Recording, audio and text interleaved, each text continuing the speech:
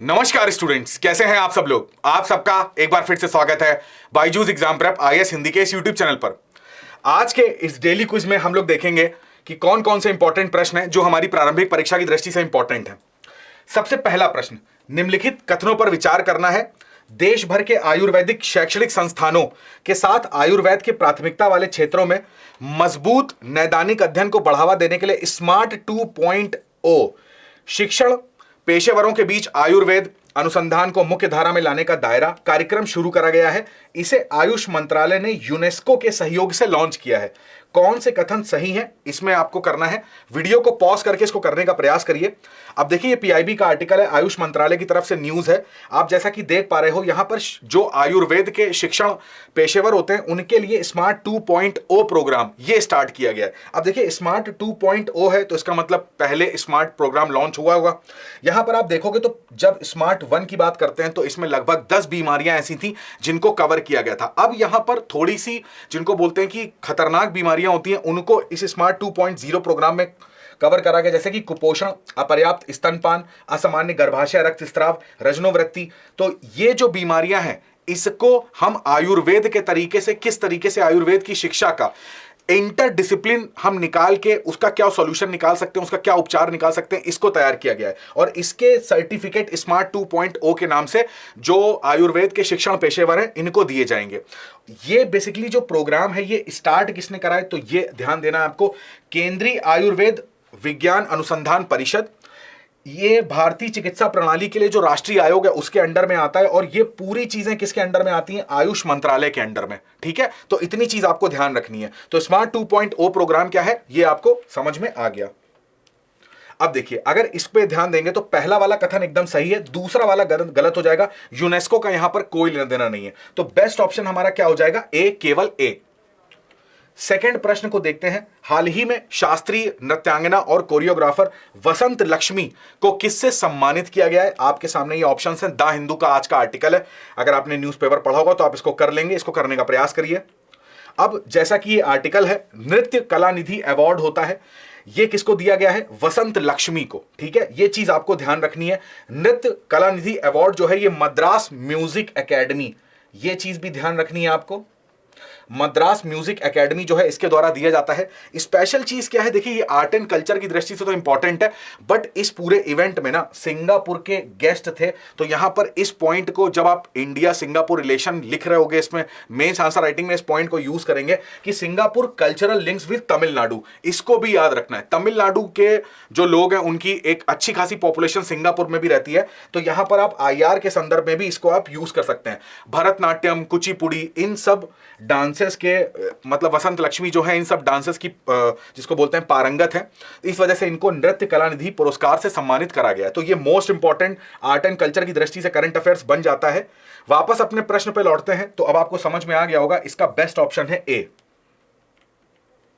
Question number 3 देखते हैं। तो क्वेश्चन नंबर 3 को पढ़ने से पहले आपके लिए इंपॉर्टेंट इंफॉर्मेशन कि आप यूपीएससी के रिगार्डिंग कोई भी प्रश्न पूछना चाहते हैं तो इस वीडियो के पिंड कमेंट में आपको एक गूगल फॉर्म दिया जाएगा, उस फॉर्म को आप भरेंगे। आपको यहां से हमारे काउंसलर की तरफ से कॉल आएगी, आप वहां पर जो भी प्रश्न चाहते हैं वो पूछ सकते हैं। ठीक है, चलिए। पिछले 2 दशकों में भारत के पाम तेल आयात में लगातार गिरावट आई है। इंडोनेशिया और मलेशिया दुनिया में पाम तेल के शीर्ष उत्पादक हैं। कौन सा कथन सही है, वीडियो को पॉज करके इसको लगाइए।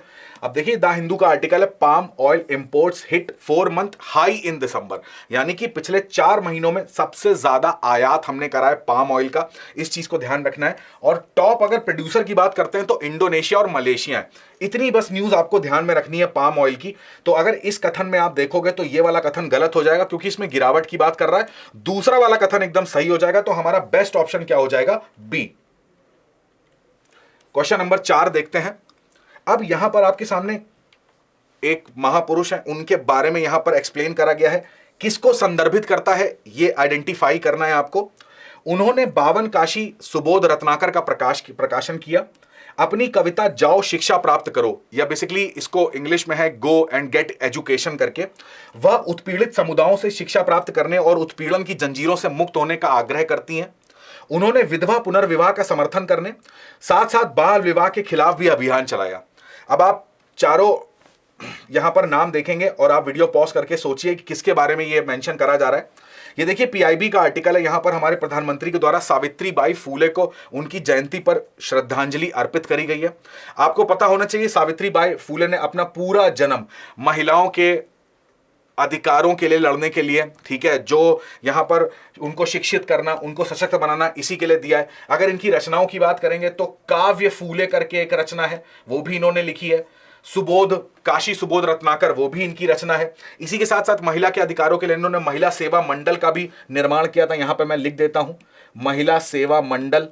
मैं आपसे हमेशा बताता हूं कि मॉडर्न हिस्ट्री बहुत ज्यादा इंपॉर्टेंट है और उसमें भी खासकर जितने भी राष्ट्रीय आंदोलन रहे हैं, जो भी हमारे इस तरीके से महापुरुष रहे हैं, समाज सेविक, सेविका या सेविका रहे, उनके बारे में पढ़ना, उन्होंने कौन कौन सी रचनाएं करी, उन्होंने कौन कौन से उनके ऑर्गेनाइजेशन थे, हमको जानना बहुत ज्यादा इंपॉर्टेंट है।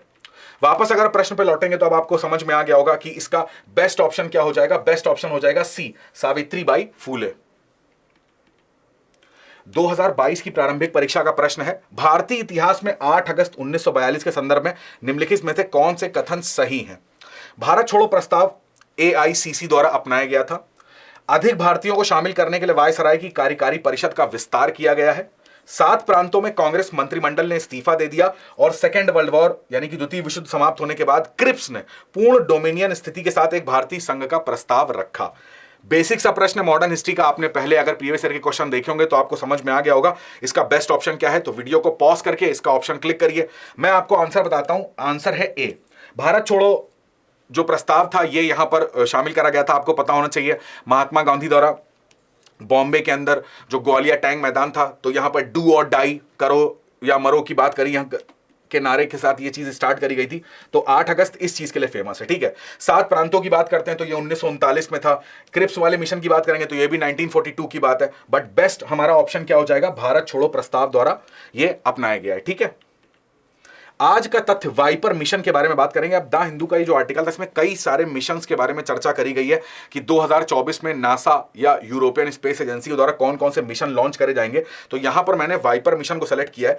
ओजिरिस रेक्स, इसके बारे में हम लोग पहले भी चर्चा कर चुके हैं, तो मैं आपसे आज यही प्रश्न पूछूंगा कि ओजिरिस रेक्स क्या है। कमेंट करके आंसर करिएगा। अब देखिए सबसे पहले यहां पर एक मिशन है यूरोपा क्लिपर। यूरोपा क्लिपर क्या है, देखिए नासा क्या करेगा इस मिशन के माध्यम से। यूरोपा का नाम सुनते ही आपके मन में जुपिटर का नाम आता होगा, तो जुपिटर के एक मून को हम लोग यूरोपा बोलते हैं, तो उसका अध्ययन करने के लिए यह मिशन छोड़ा जाएगा।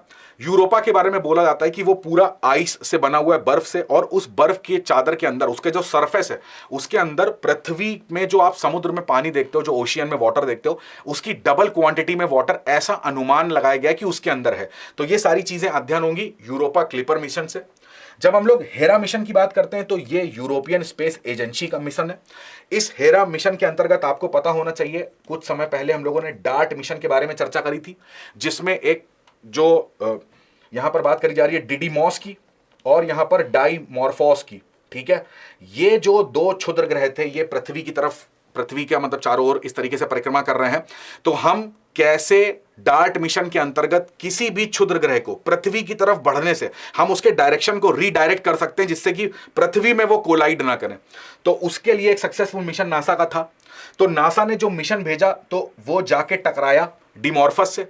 अब ये मिशन जो डार्ट मिशन था वो टकराने का मिशन था, जिससे कि हम डिमॉर्फस क्या है, डिमॉर्फस डिडीमॉस की परिक्रमा कर रहा है, तो डिमॉर्फस की डायरेक्शन को चेंज करें और उसको ऑब्जर्व करें।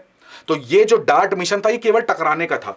और जबकि जो हीरा मिशन है वो क्या करेंगे, हम इस मिशन के माध्यम से डिमॉर्फस और डिडीमॉस, ये जो दोनों क्षुद्र ग्रह हैं, इनका अध्ययन करेंगे, इनकी फिजिकल प्रॉपर्टीज का अध्ययन करेंगे, ठीक है।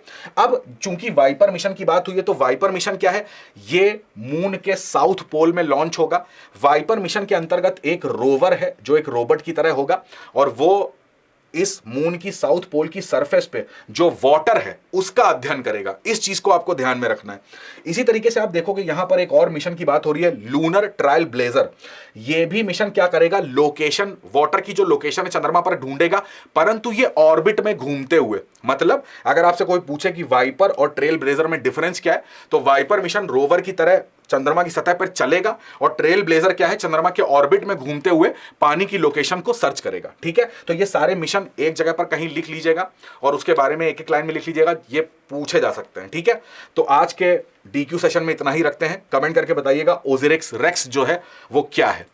तो आपसे मुलाकात होगी अगले डीक्यू सेशन में कुछ नए इंपॉर्टेंट प्रश्नों के साथ। तब तक आप अपनी पढ़ाई करेंगे, स्वस्थ रहेंगे और सबसे इंपॉर्टेंट अपने माता पिता का बहुत सारा ध्यान रखेंगे। आप सभी का बहुत बहुत धन्यवाद। जय हिंद।